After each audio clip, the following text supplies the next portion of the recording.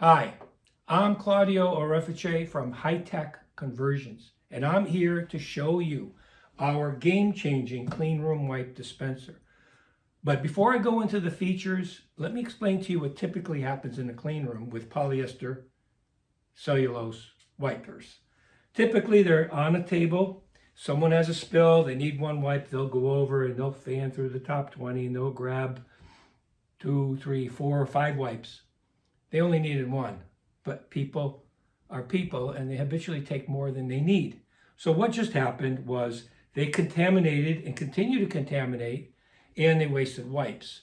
So if a customer, say, is paying $20 for a bag of wipes, and an end user habitually takes just one extra wipe, they're effectively paying $40 for that bag of wipes. If they take 2 extra, that they're paying $60 per bag of wipes. If they take 3, they're paying $80. If they take 4 extra wipes, they're paying $100 for that bag of wipes.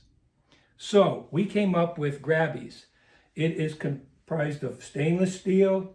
It sits on the surface of any work table. It can be hung on a wall. It's designed so that you only can touch and pull out one wipe at a time.